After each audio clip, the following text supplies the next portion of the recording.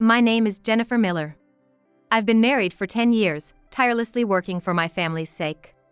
My husband is very domineering, getting upset if not obeyed, sometimes even resorting to violence. However, I noticed his affection for his daughter from a previous marriage, Emily. I first met Emily when she was 15. Despite being in her teens, she called me mom and willingly helped with chores around the house. Because of this, I believe we quickly came to share a bond like that of a real mother and daughter. Now, Emily is getting married, and today is her wedding day. I was overjoyed to be there as her mother, wishing for her happiness. However, when we were alone in the dressing room, something unexpected happened.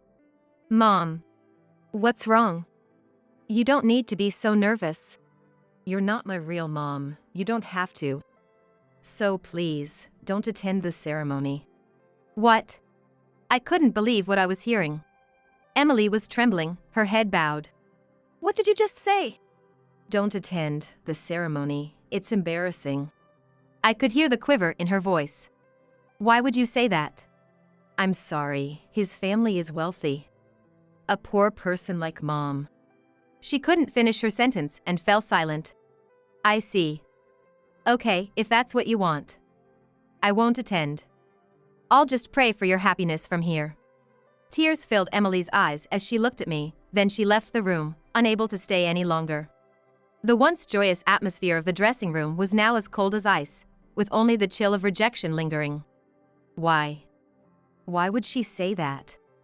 I thought I did my best as a mother, but to her, was I never really her mom? Holding back tears, I managed to smile for Emily, but it crumbled as soon as she left. Tears flowed freely, and the past 10 years felt like they were in vain. I remembered the first day I met 15-year-old Emily. She shyly looked at me, barely able to greet me properly. Gradually, we grew closer, but it was a struggle to understand how to relate to each other. Later, when we talked about those times, Emily would say, I felt the same. I wanted to call you mom right away, but I couldn't. I was such a difficult child, and she would smile. We would go shopping together, cook together. I never knew how much I could love a child, and I cherished Emily. But my husband didn't see it that way. He forced Emily to study hard. He wanted her to get into a good college and a good company. And ultimately marry into a wealthy family. She went to tutoring every day for a week without any time to play. If her test scores fell below 95%, he would be merciless. She was forced to study continuously without breaks for meals. When I heard this had been happening since kindergarten, I felt more sadness than shock. As a result, Emily couldn't make any real friends, only competitors. Feeling sorry for her, I once confronted my husband about it. Please, let her have some fun. Why should I? It's too sad for her not to have any friends. What's the use of friends? It's better to have one talented friend than 10 mediocre ones. But it's cruel to make her study all the time. Childhood is just a brief time in life. The adult years are much longer. It's too late to regret it when that time comes. You say these things because she's not your own child. That's not true. Just listen to me. I'm making sure she gets a good education and marries into a good family. That way, she'll have a secure future. Is marrying into wealth really that important? Of course. What's the alternative? Marrying a poor man and struggling for life? You grew up poor, so you think friends are more important than money. Friends can be made even when you're an adult. But wealth is built through effort in childhood. I want to ensure she never struggles financially. But enough. She's my daughter. I decide her education. If you can't follow my rules, we might as well divorce. Back then, I was so tired of life with my husband that the threat of divorce didn't hurt much. I thought it would be easier without such a tyrant. But divorcing him meant losing Emily too. I knew what would happen if I left Emily solely in my husband's care. It was clear without even thinking. Above all, she was my child and my heart. The thought of leaving her was unimaginable. I was genuinely happy when she got engaged. I was ecstatic about picking out her dress, planning her honeymoon. But I noticed Emily wasn't happy. So that was it. She didn't want me at the wedding. That's why she wasn't happy. I was so oblivious, getting excited all by myself. How foolish of me. I didn't realize her pain, happily accepting the marriage arranged by my husband, believing it would make her happy. I never thought my presence would be a burden. I thought I was her mother, but that was only in my mind. Tears kept flowing. Unstoppable no matter how much I wiped them away. I wanted to see her in her bridal gown. As I cried in the corner of the dressing room, Emily, who I thought had left, came rushing back. She sat on the floor and started apologizing through her tears. I'm sorry, Mom. I didn't want to say those things. I was told I had to. I'm so sorry. Surprised by her sudden return, I made her sit on a chair. What do you mean? I really want you to be there, Mom. I never thought of you as a fake mom. You're the one I want to bless my marriage the most. But I don't want this marriage at all. I don't want to marry like this. Emily said, clinging to me. What was going on in her mind? What was she struggling with? Can you explain what's going on? Yes. I actually have someone I love. We've been dating for 2 years. Really? Who is it? He works at the legal clerk's office, helping me. He's currently studying to be a legal clerk. Emily had earned her legal clerk qualification upon graduating from college. When she got a job at a legal clerk's office, I was happy for her hard work, but my husband opposed it, insisting a corporate job would be better for marrying into wealth. But I convinced my husband, arguing that many large corporations value legal clerks and such connections could be beneficial. Why did you agree to this arranged marriage then? Because Dad would never approve. He wouldn't allow it. The guy is from an ordinary family and still an assistant. He doesn't earn much. But you still want to marry him? Yes. But Dad insisted on this marriage with the director's son, saying it would make me happier. He wouldn't let me defy him, and then he told me to make sure you didn't attend the wedding. So, those words were Dad's doing? Yes. I didn't want to say them. I know how much you love me. I want your blessing more than anyone's. But I can't defy Dad. I'm terrified of him, scared he might hit me again. That's why I said those horrible things. I'm so sorry. So that's why you weren't happy when choosing the dress or discussing the honeymoon? Yes, I didn't care about the honeymoon. I wanted to go with you instead of him. But if I said no to the marriage, Dad would surely get angry, Emily said, bursting into tears again. Controlled by violence, she couldn't argue or refuse. Knowing this, I felt my heart breaking with her pain. But crying together wouldn't change the situation. But why did your dad refuse to have you at the wedding? He said it's because your parents are poor. My parents?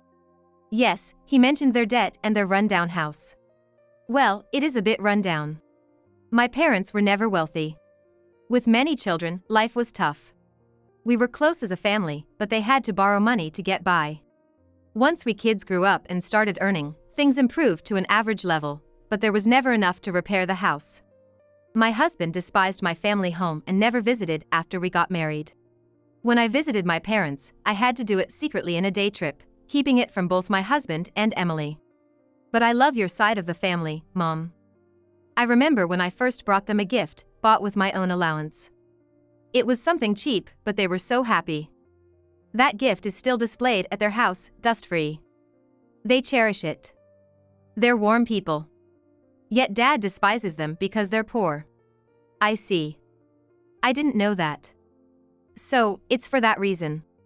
My fiancé is the son of Dad's company director, from a wealthy family. Dad said I shouldn't have someone from a poor family like yours at the wedding. He said it would be embarrassing if the fiancé's family found out, making my life miserable.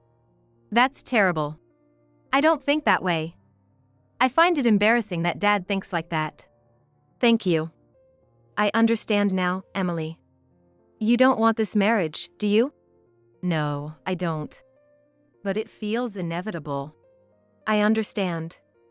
I'll put an end to this marriage for you. What? Trust me, no matter what happens.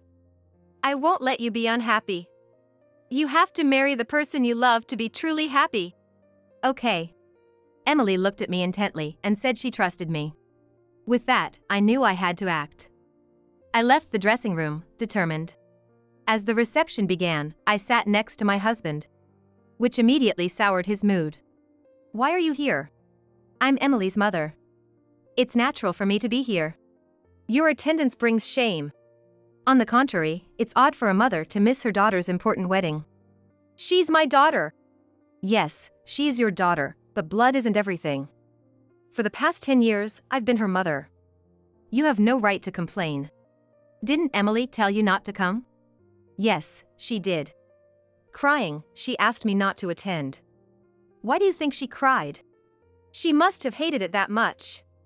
Why attend if your daughter doesn't want you there? Shameless.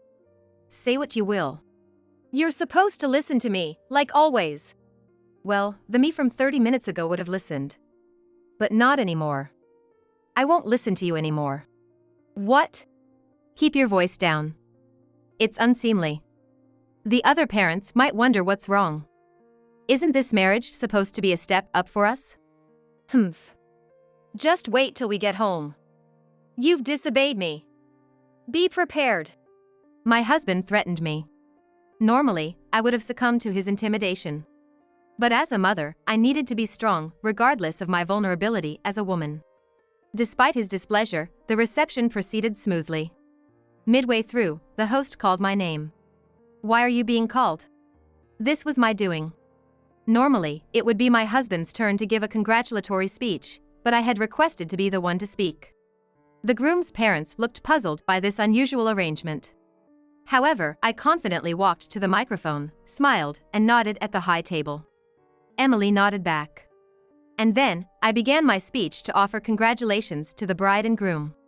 I wanted to speak today to tell you the truth. I'm not her biological mother. I became her mother when I remarried her father when she was 15. Emily is a wonderful child. She calls me mom and we do things like shopping and cooking together. But back then, she was sent to tutoring late into the night, leading a life filled with nothing but study, without a single friend. Perhaps I was her only friend, and her mother. Although she always scored above 90 in her tests, my husband was not satisfied unless she got 95, often resulting in physical abuse and denying her meals. The venue buzzed with murmurs. It was understandable, the idea of not being satisfied with a 95. And not providing meals was excessively harsh. My daughter has been forced to strive for a marriage of wealth, as instructed by my husband since her kindergarten days. As a child, she dreamt of it without understanding the meaning. Now as an adult, suppressed by violence, she couldn't defy my husband, choosing the groom he wanted despite having someone she loves. Can such a marriage truly bring happiness? Stop it. What are you saying? This marriage was chosen by my daughter. I didn't force her. My husband tried to grab my microphone. But Emily intervened. Stop. Someone, please stop him. Marriage is the beginning of a long journey. Without love, it won't last. But Emily doesn't love the groom. She loves someone else. As her mother, I want her to marry the person she truly loves. What does this mean, Miller? Is this true? It's a lie. This woman is delusional. It's not a lie. Emily told me herself, crying. She's from a poor family. She fantasizes about love over money. That's all. My family is indeed poor, with many children, and life has been tough. My parents had to borrow money to make ends meet. But what about your family? My family. Do you think I'm unaware? Your father is also in deep debt, all due to gambling. I've been sending as much money as I can every month, and you just take it for granted. Aren't you also addicted to gambling? No matter how much we pay, the debt just keeps growing. That's ridiculous. Are you addicted to gambling? No, that's not true. I do gamble, but it's only occasional visits to the casino. But you also bet on horse racing and boat racing. Why lie? You're pushing our daughter into this marriage to pay off your debts and continue gambling. That's a lie. Stop this nonsense. Our family's debt amounts to as much as $300,000. Unable to repay this debt, I've even resorted to tampering with the company's funds. What? It's a lie. There's no way I could do that without getting caught. You're not just a finance department employee, are you? As a manager, there must be countless ways for you to fudge the numbers. You plan to return the money before the audit, and once it's over, take more from the company to gamble away. You think you can just win it back and repay it. But you know it's a crime, yet you can't stop, can you? Miller! Is this true? No, it's not. It's all lies. I would never do such a thing. Borrowing money from here and there, even dipping into the company's funds. And this man is going to be your father-in-law. Are you okay with this, Ken? Is what your mother's saying true? My dad's gambling addiction is real. We do have debts. I don't know about embezzlement, though. So, you're not marrying me because you love me? I'm sorry. I couldn't stand up to my father. That's all. Is it also true that you have someone else you love? Yes, I do have someone I love. If it's possible, I want to marry him. So that's why you're always distracted when I talk to you. Always silent, is that the reason? Maybe. I thought you loved me. You're wrong, aren't you? You just thought I was easy to handle because I never reacted, right? And because I'm a paralegal, I look good on paper. That's all it was. Why did you accept my proposal if you loved someone else? I would have been beaten by my father if I hadn't. That's ridiculous. That's not true. My daughter loves you. She can't even think of another man, she loves you that much. She's quiet because she respects you. Isn't that what a true lady does? She knows how to make a man feel respected. That's just like being a puppet. If Emily has someone else in her heart, there's no point in me getting married. No. Emily loves you. You can't call off this wedding. Emily, apologize. Apologize properly and make him forgive you. I'm sorry, Dad. Mom was brave enough to speak up. I need to be brave too. You stupid girl. You know what happens when you don't listen to me. You'll regret it when we get home. Miller. Do you realize what you're saying? Hey. You're committing a threat. Even if you're family, there's a limit. Shut up, I'll punch you too. No matter how much you beg for forgiveness, I won't forgive you. Miller. A man like you becoming part of the family? Unthinkable. This wedding is off. No. Boss. I'll also look into the company's money issue. You can't hide forever. You better be prepared. What have you done, Jennifer? This is all your fault. It's because you said too much that this happened. Take responsibility. Take responsibility right now. I understand. I'll take responsibility. I'll divorce you. What? You wanted to divorce me, didn't you? I've endured it just because you didn't want to break up with Emily, but I've reached my limit. I'm cutting ties with you too, Dad. Making me say terrible things to Mom, not letting her come to the wedding, choosing my marriage partner for your own benefit. You've done whatever you wanted. I can't tolerate this anymore. I'm going to live with Mom. How dare you? Fine. But I won't pay a penny in alimony. Miller. You're paying for the wedding venue. Understand? Why should I pay? If anyone should, it should be Jennifer and Emily. That's fine. If it means I can cut ties with you, it's nothing. I earn way more than you anyway. I'll support Mom. Don't ever make her suffer again. Emily said this, took my hand, and we ran to the dressing room. The guests, shocked by the sudden turn of events, were relieved the wedding ended. Many sympathized with what Emily and I had endured.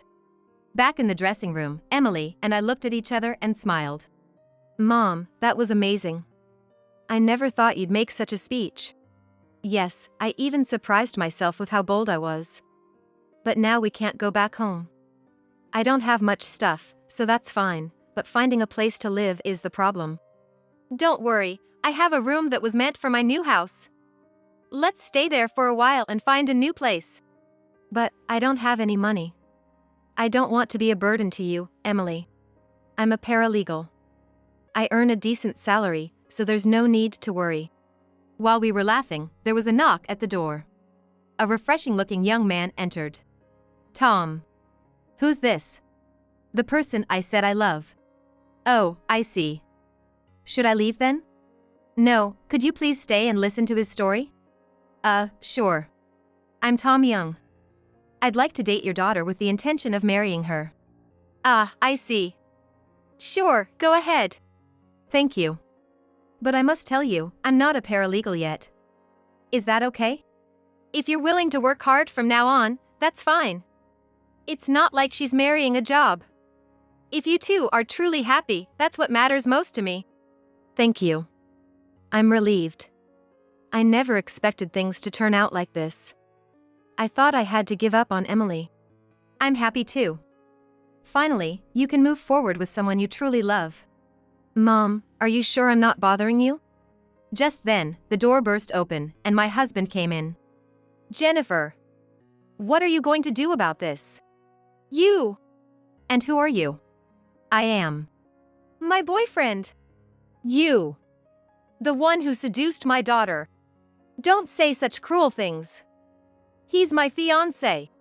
What do you do for a living? Is your family rich? Do you have money? Hey! What does his family background have to do with anything? Dad. I said I'm cutting ties with you. Mom's getting a divorce, so you're a stranger to us now. What? After all I've done for you. My life plan is ruined. I'm not your robot, Dad. I won't listen to you anymore. I've decided that. If you had listened to me and married well, you would have been happy. That's not true. It's better to be poor and with someone I love. We'll pay for the wedding venue, so please leave. Do you even have that kind of money? I'll manage somehow. Don't talk big when you can't even do it. It's okay, I'm here too. I may be a paralegal trainee, but I can cover that much. What? A trainee? You dare mess with my daughter as just a trainee? Dad, stop it. If you don't leave, I'll call the police. What? You're going to talk to me like that? Of course. I'm done being your puppet. I'll live my life with my own will from now on. What ungrateful people. My husband left in frustration. It was a relief not to be hit, but his aggressive nature was still frightening. Wow, quite a father-in-law. But don't worry, I'll protect you from now on. About the living situation we discussed earlier, why don't you and your mom come live at my place? Really? Yeah, I live in a high-rise condo. It's too big for just me. No way, you live in a condo? Yes. My parents own a major corporation. I haven't told anyone because it feels like bragging. But there, you won't have to worry about your ex-husband barging in. The security is top-notch, even when you're alone during the day. Thank you. We'll take you up on that offer. Emily's face brightened up, and I felt relieved about the happy ending. Later, my ex-husband's embezzlement came to light, and he was indeed fired. He wasn't arrested, but was ordered to repay the stolen money in full, burdening him with hefty monthly payments. But, jobless, he had no income. Despite his dire finances, he kept gambling away the little money he had, sinking deeper into poverty. Eventually, he decided to sell our modest home. However, the old, worn-out house didn't bring in as much as he hoped. Unaware of his situation, I visited a lawyer to claim alimony. Given his past treatment of me, I successfully claimed a modest amount. And luckily, he had just sold the house and paid me in full, albeit angrily. After paying, he spiraled down into a life in a shabby apartment, overwhelmed with debt, and barely making ends meet with part-time jobs. Desperate, he came to Emily for help. But she firmly rejected him, telling him to deal with his own mess. Then, he begged me to reconcile. But I refused. With his extreme selfishness and refusal to address his gambling addiction, it was clear that reconciling with him would lead to nothing but misery. When I told him that accepting such a situation and facing that kind of hell was unthinkable, he called me cold-hearted as he cried. Given that he disappeared within a few months, it's likely he ended up living a homeless life somewhere. As for me, I'm enjoying life in the luxury condo with Emily and her fiancé. We're busy selecting a wedding dress, planning the ceremony, and looking at honeymoon brochures. It's a delightful new chapter in our lives.